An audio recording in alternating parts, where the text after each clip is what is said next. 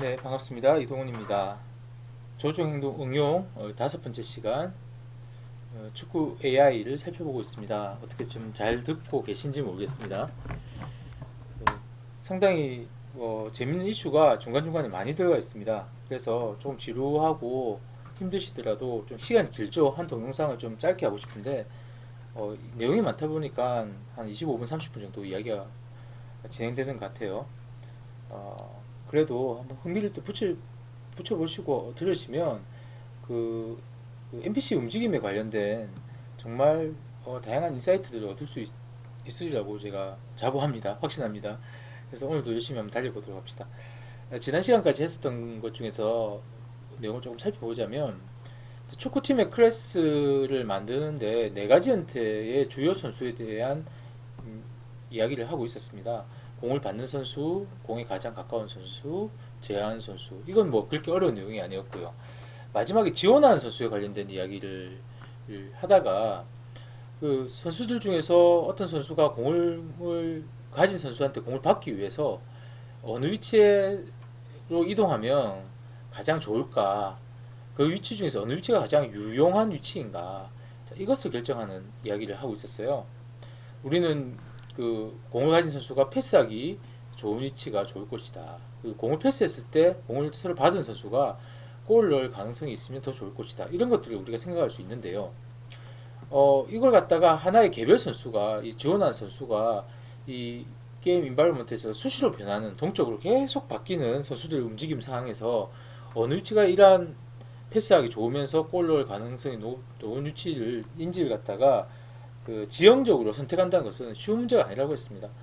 그래서 이 계산을 하는 거, 이걸 생각하는 대상을 선수에게 맡기지 말고 이 공간을 갖다 샘플링해서 각각 공간의 위치가 내 위치가 가장 좋은 위치야라는 점수를 계산해서 그 점수를 갖다 통보함으로써 선수가 가장 좋은 위치로 그냥 단지 어라이브 행동 같은 걸 사용해서 가도록 만들자, 이러한 개념들을 이야기했고요. 자, 이러한 개념의 시작이 심즈의 스마트 오브젝트나 그 다음에 이것을 응용한 스마트 터레인, 자, 이런 기법들 속에서 최초에 등장을 했고 많이 사용된다. 상당히 유용하다 이야기를 했었습니다. 그래서 그 이야기를 갖다가 이제 구체적인 사례를 통해서 이야기를 나누도록 하겠습니다. 킬존이라는 게임이 있죠. 이 킬존의 AI가 상당히 유명한데요. 이 킬존에서 이 상황이 이런 상황이에요. 이 빨간색으로 되어 있는 게 저게 포대입니다. 저게 포대가 있고 이 포대가 공격을 하고 이게 은폐물들이 있습니다. 이제 검정색으로 되어 있는 은폐물은 완전히 가려진 은폐물이고요. 회색은 이제 파셜하게 커버된 반 정도만 가려질 수 있는 은폐물들이 이렇게 존재할 때 내가 어떻게 다가가서 이 포들을 갖다 공격해서 부실 것인가. 근데 이게 고정된 상태가 아니에요. 포는 계속 이렇게 좌우로 이렇게 움직이고 있단 말이에요. 그렇기 때문에 수시로 내가 위험에 노출될 확률이 되게 높습니다. 자, 그때 내가 적절히 상대방의 포에 발각되지 않으면서 그냥 포의 공격을 받지 않으면서 죽지 않으면서 다시 말해, 자, 적절한 위치에 가서 이런 포를 공격하자. 이런 상황의 문제입니다. 얘가 그걸 생각해서 판단하려면 쉬운 문제가 아니죠. 이 전체 지형을 갖다 다 고려해야 되니까. 그래서 이 똑같이 보시면 이렇게 점들이 있어요. 이 점들은 보이는 점들은 아니에요. 이 각각 점들이 뭘 한다. 이 선수가 가기 좋은 위치, 내 위치가 좋은 위치야 해가지고 이 점수를 보여주는 거예요. 자, 이 기법을 이름을 킬존에서는 다이나믹 프로시저럴 택틱스라고 부르고 있습니다. 원래 택틱스는 전술이죠, 전술. 전술을 펼치는데 이 전술이 계속 변한단 말이지.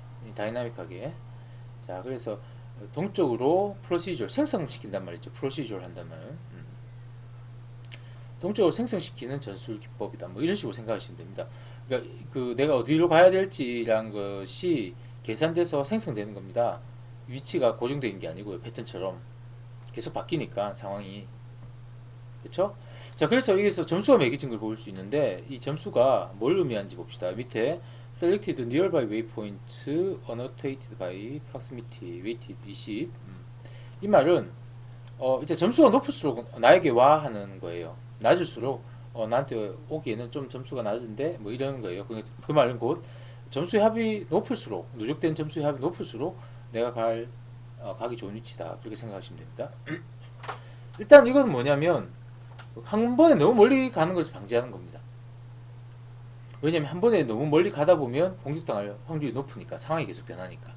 그래서 최소한 조금만 움직이면 위험이 없겠죠. 20점, 18점, 16점, 15점, 14점 이렇게 얼마큼 근처에 있는가 가지고 멀어질수록 점수가 낮아지는 그런 프락시미티를 가지고 점수를 매긴 게 첫 번째 내용이 되겠고요. 두 번째는 뭐냐면 이 주공격 위험 요소 첫 번째 녀석에서 총의 맞는 영역과 맞지 않는 영역을 표시한 겁니다. 보시면 이 LOF라고 나오는데 우리가 라인 오브 사이트 라인 오브 파이어죠. 이 같은 경우는 라인 오브 사이트는 LOS고 내 눈에 보이느냐 적한테 보이냐 안 보이냐 판단할 때는 LOS를 판단한다고 보통 말하거든요. 라인 오브 파이어 총에 맞을 거냐 총에 맞는 라인입니다. 보시면 이 하얀색 영역은 뭐 아무리 공격해도 총에 안 맞는 라인이고요.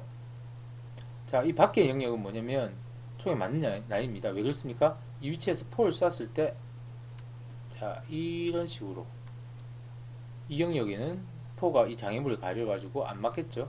자, 여기서 마찬가지로 이런 식으로 포가 쏘아질 수 있는 범위입니다. 범위. 자, 그러니까 이 영역 밖은 포가 어디든지 쏘아질 수 있는 영역이고요. 이 안은 포로부터 안전한 영역입니다. 여기서 우리가 좀 고민이 됩니다. 안전한 영역이 점수가 높은 거 아닙니까? 생각할 수 있는데요. 이 영역은 가봤자 아무 의미가 없어요. 아무 의미가 없다고요. 여기서 아무리 돌아다녀봤자 아마 이게 점수가 높으면 여기서 이제 앞으로 전진 안 하고 이 안에서 계속 돌아다닐 거예요. 겁먹은 애처럼. 그렇죠? 그래서 여기 나의 점수를 배고하지 않았습니다. 그래서 아예 안전한 영역은 가지 말라는 겁니다. 그래서 좀 위험한 영역인데 점수를 갖다 20점을 줬어요. 그리고 40점 영역이 있는데 이게 가장 이쪽 갔으면 좋겠다 고려된 영역이죠. 이 영역이 뭐냐면 파셜하게 커버된 영역입니다. 그러니까 내가 엄호할 때, 엄폐할 때 이렇게 고개를 숙인다거나 뭐 앉는다면 총에 맞지 않은 하지만 서면 총을 맞을 수 있는 그런 영역들입니다. 그에 해당되는 영역들은 점수를 많이 줬네요. 그렇게 우리가 점수를 갖다가 고안한 겁니다. 설계한 겁니다. 그리고 위험 요소가 있지만 이제 이쪽으로 될 수 있으면 가도록 만들려고 하는 거예요. 실제 이거 설계해서 우리가 논리적으로 만들면 얘가 어떻게 하냐면 절대 앞으로 전진 안 합니다. 이 위험 요소에 대해서 이 점수를 내가 안 맞는 영역에다 점수를 부과하기 시작하면 얘가 절대로 얘를 갖다가 부수기 위해서 앞으로 나가지 않거든요. 그래서 게임이 실행될 수 있도록 위험을 무릅쓰고 갈 수 있도록 이렇게 점수를 부과한 것이다. 그렇게 생각하시면 됩니다. 또 뭐가 있을까요? 이 2차, 3차 영역에서의 위험 요소들도 고려해야겠죠. 세컨더리, 두 번째 위험 요소로부터 커버된 영역의 어노테이션을 했습니다. 자, 이 영역도 마찬가지로 그 영역, 세 번째 영역도 마찬가지로 계산해야겠죠. 자, 이렇게 점수를 부과했습니다. 마지막에 재밌는 이게 뭐냐면 내가 가지고 있는 무기가 이 첫 번째 적을 갖다가 쏘을 때 가장 유효한 유효 사거리 범위입니다. 자, 그래서 이 영역에 들어오면 내가 이 녀석을 갖다가 부술 수 있어. 축구 같은 경우에는 슛을 때릴 수 있어. 뭐 그런 거 비슷한 거죠. 그래서 이 영역에 들어오는데 점수를 갖다가 많이 부과하고 나머지 영역은 0점을 주는 그런 겁니다. 그러니까 결국은 이쪽 영역으로 유도하기 위한 이야기죠. 그래서 하나의 조건에 맞는 점수들을 갖다가 과학 녀석들은 이렇게 다음과 같이 계산을 합니다. 지금 네 가지 형태의 고려사항을 가지고 계산을 한 걸 볼 수가 있죠. 자, 이렇게 계산하면 해서 각각 점수를 다 합쳐요. 자, 다 합쳐진 점수입니다. 그럼 이게 여러 가지 점수가 있는데 이 85점이 있죠. 그럼 얘는 85점을 향해서 가게 될 겁니다.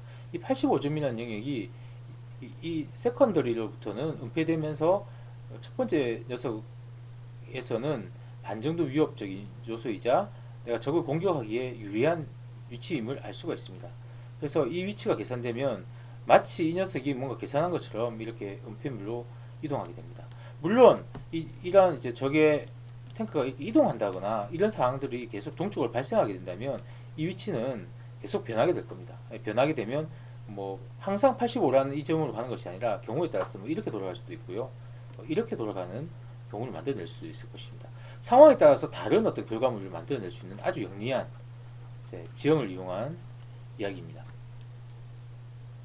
이 킬존 AI에서 쓰이는 기법인데 이게 뭐 우리가 그 많이 안 쓰는 기법이냐? 그렇지 않습니다. 그래서 언리얼 엔진 혹시 여러분들 쓰시는 분 있다면 언리얼 4에서 제 기억엔 EQS라는 그 기능이 있습니다. Environment Query System이라고 있는데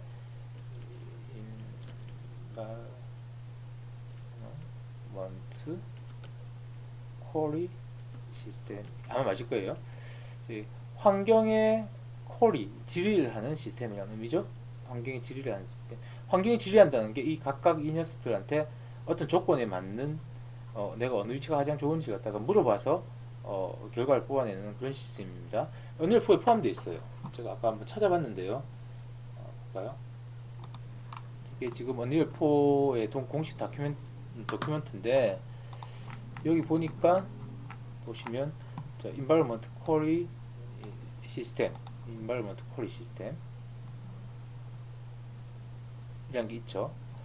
보면 이렇게 적혀 있습니다. Environment Query System이란 것은 하나의 특징이다. AI 시스템, 언리얼 엔진 4에서 사용되는 인공지능 시스템의 하나의 기능이다. 자, 어디에 쓰느냐면 데이터를 모은단 말이에요. 어디서부터 환경으로부터 데이터를 모으는데 사용되는 어떤 기능이다. EQS에서 우리가 어떤 그 질문을 던질 수가 있는데 다양한 어떤 테스트를 통해서 아까 조건들이죠. 자, 그러면 거기에 가장 적합한 베스트 핏한 정답을 내주면 자, 그걸 가지고 내가 움직일 수 있도록 만들겠다는 거죠. 자, 이거는 보통 BT 여기서는 아이고야 잘못 눌렀습니다. 그 움직임에 대한 의사결정 방법을 언리얼에서는 근본적으로 비헤비얼 트리를 통해서 하고 있습니다. 우리는 지금 뭘 쓰고 있습니까? 유한상태 기계를 가지고 지금 만들고 있는데요. 똑같이 만들 수 있습니다. 그래서 BT의 어떤 하나의 일부로서 이 기능을 통합해서 쓸 수 있도록 만들어져 있어요. 자, 잘 안되네요. 여튼 언리얼 4에서도 뭐 EQS라는 것을 한번 사용해 보시면 자, 이런 기능을 재밌게 만들어 쓰실 수 있을 것입니다. 실제 이걸 보여드리려고 했는데 그렇죠. 테스팅 폰을 만들어서 쓰는 걸 보시면 딴 거보다 뭐 어쩌고저쩌고 하겠지만 이제 이런 거죠. 자, 이렇게 위치들 이산적으로 이렇게 놓고 이 위치의 점수들 보이시죠?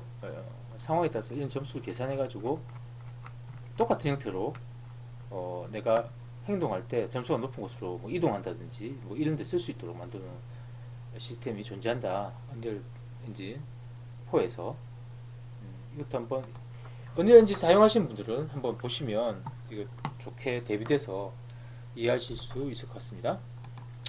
자, 그러면 실제 우리는 이제 C++ 코딩에서 만드니까 이 만든 내용들 한번 봅시다. 일단 각각 지점들의 데이터가 저장돼야 되니까 각각 지점들에 들어갈 데이터를 갖다 저장할 수 있는 데이터 타입을 하나 만들죠. 서포트 스팟이라는 타입을 하나 만들겠습니다. 구조체로 이 위치가 어디인지 위치 정보 들어가 있고요. 그 다음에 간단합니다. 점수 들어가 있습니다. 그래서 이 점수가 누적돼 가지고 나중에 이 점수를 갖다가 우리가 확인해서 가장 높은 점수 찾아내면 될 겁니다. 그러면 어떤 우리가 판단할 것인가, 최상 지원 지점이 뭐냐, 어떤 테스팅을 할 것인가는 우리가 생각이 나름이죠, 당연히. 그런데 가장 좋은 건 뭡니까? 우리가 프로그래머지만 이때는 어떻게 생각하면 좋겠어요? 실제 축구 선수처럼 생각하면 좋겠죠.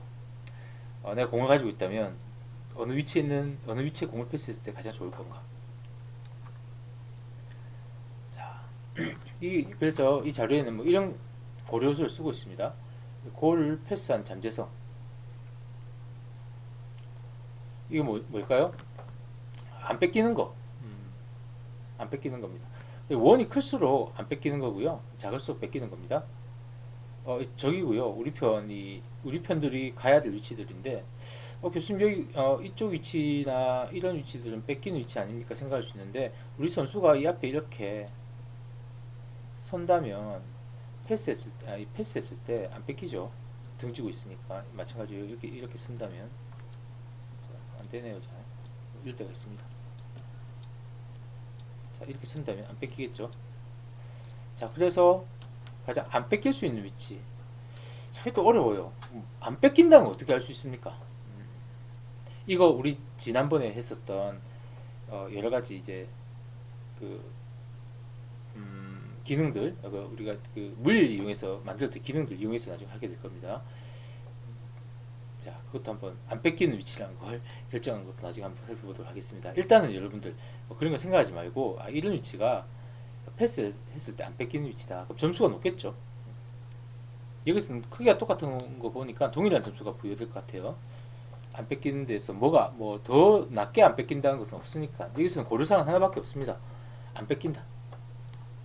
두 번째, 이번에는 안 뺏긴다 이런 거 생각 안 하는 거예요. 골을 기록할 잠재성.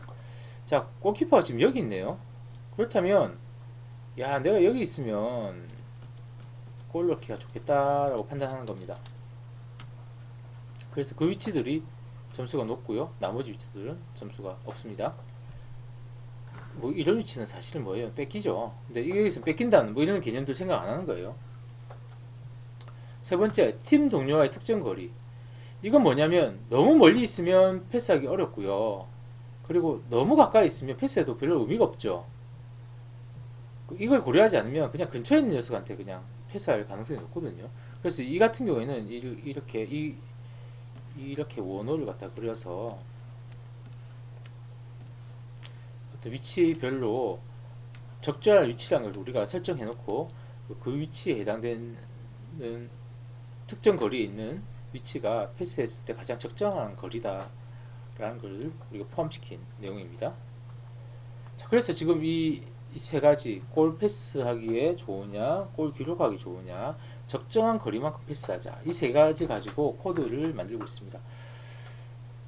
첫 번째 보면 뭔지 잘 모르겠는데요. 이건 코드를 봐야 되겠는데, 그냥 스팟의 포지션을 갖다가 현재 지금 기록되어 있는 베스트 서포팅 스팟의 포지션을 갖다가 그냥 리턴하는 구조가 되어 있어요. 이 보시면 update spot every few frames라고 되어 있습니다. 아마 서포팅 스팟 calculator란 이 업데이트가 꽤 자주 업데이트가 될 수도 있는 가능성이 있나 봐요. 업데이트 매니지먼트 자체가 그런 것 같습니다. 근데 이 베스트 스팟을 계산하는 것 갖다가 너무 자주 하는 건 안 좋으니까, 그래서 그걸 갖다가 조금 제어하기 위해서 어느 측정 시간이 지나지 않았을 때는 그냥 이전에 계산된 값을 갖다 리턴하는 어떤 그런 구조인 것 같아요. 궁금하신 분은 이 레귤레이터가 조정해 주는 거거든요. 이 코드 부분이 어떻게 구성되는지 한번 보시면 될 것 같아요. 이 내용은 제가 건너뛰도록 하겠습니다. 자, 그 다음에 이제 넘어가면 이제 계산할 거예요. 그러니까 베스트 서포팅 스팟이라는 것을 눌러주고요. 초기화시킨 거죠. 지금까지 점수가 가장 높은 거 우리가 기록해야 될 건데 0으로 가장 민값으로 초기화시켰습니다. 서포트 스팟이라고 아까 우리가 잡아놓은 이 구조, 이 자료형을 가지고 벡터형으로 막 담아 넣을 수 있도록 STL로 만들어 놓고요. current 스팟이라는 이터레이터 사용해서 여기에서 돌리는 거예요. 그러니까 아까 그 모든 스팟들을 갖다가 하나씩 돌아가면서 점수 계산하려고 하는 겁니다. 제일 먼저 뭘 계산하느냐, 아까 말한 것처럼 안 뺏기는 거, 안전한 패스가 가능하냐 계산하겠죠.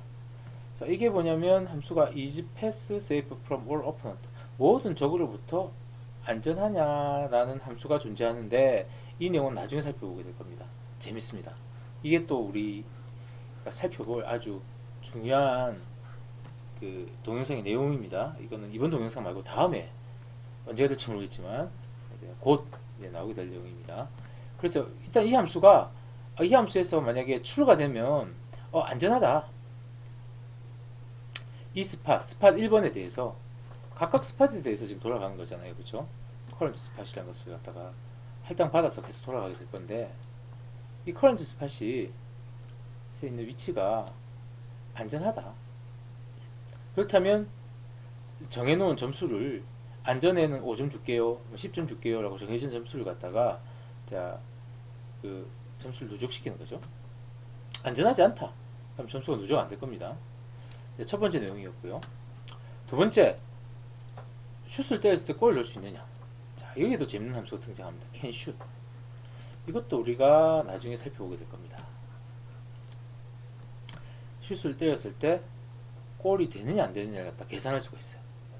그래서 되면 이것도 우리가 정해놓은 점수 5점, 10점 이 점수를 누적시키게 됩니다. 그래서 패스가 안전한데 5점 들어가고 근데 슛은 안전하지 않아. 그러면 5점이 그냥 넘어가는 거예요. 이게 점수가 누적 안 되고.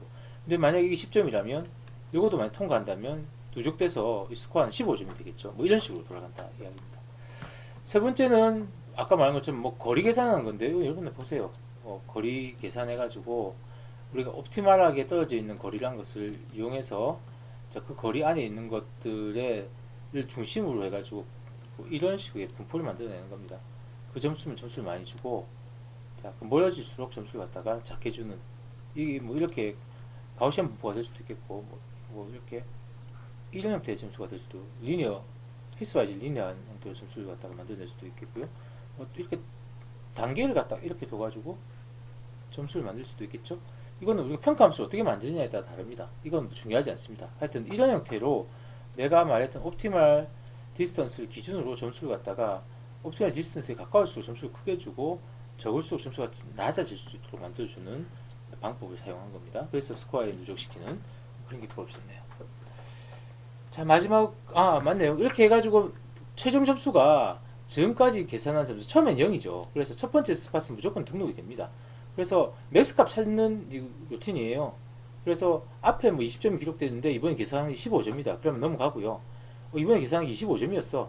그러면 그 점수가 지금까지 계산된 점수 중 가장 높은 점수로 기록이 될 것이고 그 위치가 베스트 서포팅 스팟이라고 될 겁니다. 그래서 폼을 통해서 다 돌고 나면 뭐 가장 큰 점수와 그때 기록된 베스트 서포팅 스팟이 남겠죠. 자, 그 위치를 갖다가 리턴해 주는 겁니다. 그럼 이 위치 보고 서포팅 플레이어는 어떻게 하면 됩니까? 뭐 라이브 행동 같은 거 써서 그 위쪽으로 가면 되는 거죠. 아시겠습니까? 재밌죠?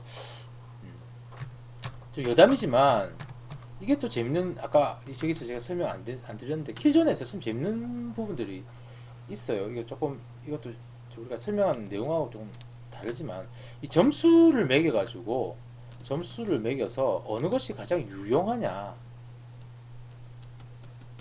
유용한 행동을 하겠다, 이걸 게임 AI에서는 유틸리티 시어리라고 부르는 기법이에요.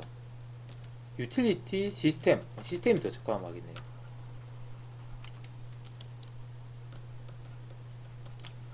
유틸리티 시어리는 우리가 이걸 갖다가 보통 뭐냐면 유용하다라고 하는데 한글로는 보통 이렇게 번역해요. 효용 기반 시스템, 유틸리티 베이스 시스템. 또 시어리는 효용 이론 이렇게 부르거든요. 그 효용한 거, 유용한 거에 대한 점수를 갖다가 여기서 우리가 만들어 놓은 점수를 갖다가 그냥 썼는데 유용성에 대한 것들도 우리가 보통 이렇게 함수로 만듭니다. 이게 가장 유용하다면 아까 우리가 봤었죠, 그렇죠? 유용성의 정도를 시그노이드 함수로 이런 식으로 만들기도 하고요. 다양한 형태의 함수를 통해 가지고 유용성의 점수 갖다가 만들어내는 이 평가 함수를 갖다가 결정하는 것도 상당히 중요한 이슈예요, 사실은. 특히 지금같이 어떤 리스크가 있는 위험한 상황이 발생했을 때 이 에이전트는 위험한 상황을 어떻게 인지할 것인가는 상당히 많이 연구가 되어 있습니다. 어디서 연구가 됐냐면 놀랍게도 경제학 쪽에서 연구가 됐어요. 자, 이게 뭐냐면 사람의 심리나 행동들을 갖다가 이용해서 어떤 것이 좋으냐 판단하는 경제학을 행동 경제학이라고 부르고요. 지금 말하는 이 효용 이론에서 행동 경제학의 어떤 개념을 갖다가 도입한 분이 이름이 잘 기억 안 나는데 노벨 경제학상까지 받았습니다. 자, 그래서 우리 인간이 생각보다 기계적으로 판단할 것 같은데 그렇지 않거든요. 어떤 그 또 불합리한 판단할 때가 많습니다, 사실은. 그래서 그 인간의 불합리한 그 이성적이지 못하고 불합리한 어떤 행동하는 그 행동들을 갖다가 이 효용 이론에 적용한 이 이론이 제 기억에는 퍼스펙티브 시어리라고 부르는데요. 이거 궁금하신 분 한번 찾아보세요. 자, 이런 이론을 가지고 이런 모델을 또 만들어낼 수가 있습니다. 실제로 왜 이런 이야기를 하냐면 제가 그 우연히 이제 책을 행동 경제학 책을 갖다가 개인적으로 보다가 이런 내용이 나오는 거예요. 퍼스펙티브 시어리에 관련된 내용. 그래서 지금 우리가 배우는 이 스코어를 매기는 방법에 관련된 유틸리티 시스템에 이 노벨 경제학상을 받은 퍼스펙티브 시어리를 갖다 적용해 가지고 이 문제를 한번 푼 적이 있었습니다. 그래서 논문을 갖다 한번 쓴 적이 있어가지고 이 평가함수 결정한다는 것도 상당히 우리가 고민할 수 있는 또 깊이가 있는 부분이다. 그 이야기를 그냥 하고 싶었어요. 근데 재밌는 건 뭐냐면 실제 인간 행동을 갖다가 모델링 해가지고 퍼스펙티브 시어를 적용해가지고 이 똑같은 킬존의 상황을 만들어서 플레이를 해봤더니 얘가 어떻게 할까요? 절대 안 가요. 여기서 계속 놀아요. 왜냐면 무섭잖아요. 위험을 무릅쓴다는 행동을 갖다가 절대 안 하는 되게 겁이 많은 병사가 나오더라고요. 근데 그게 맞는 것 같죠. 우리가 전투 상황에서 돌격앞으로 한다고 해서 실제로 이러한 그 무방비 지점을 갖다가 미친 듯이 달려가는 사람 많이 없지 않을까요? 그래서 실제 실험해보고 상당히 재밌는 여러 가지 이제 NPC들의 행동의 결과를 갖다가 얻었던 경험이 있습니다. 그래서 우리가 지금 배우는 이 기본 이론들은 어떤 진짜 기본적인 어떤 사항에 대한 아키텍처를 갖다가 간단하게 설명하는 거지만 그 내용과 관련돼서는 또 다양하게 우리가 고민할 수 있는 분야가 있고 그 분야는 꼭 게임에 국한되지 않고 그렇죠? 다양한 학문 분야에 있는 어떤 여러 가지 이론들이 또 결합돼 가지고 게임에 활용될 수 있는 그런 사례가 있어서 이제 그것도 한번 소개시켜 드렸습니다. 쓸데없는 이야기죠. 예, 여튼 여러분들 뭐 그런 인사이트도 한번 얻어보시면 좋겠습니다. 여튼 재밌는 최상지원 지원 계산하는 거 가지고 시간을 좀 보냈습니다. 정말 유용하고요.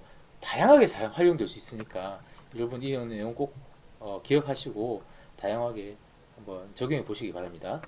자, 오늘 여기까지 이야기하고요. 다음에 또 다른 이야기로 만나 뵙도록 하겠습니다.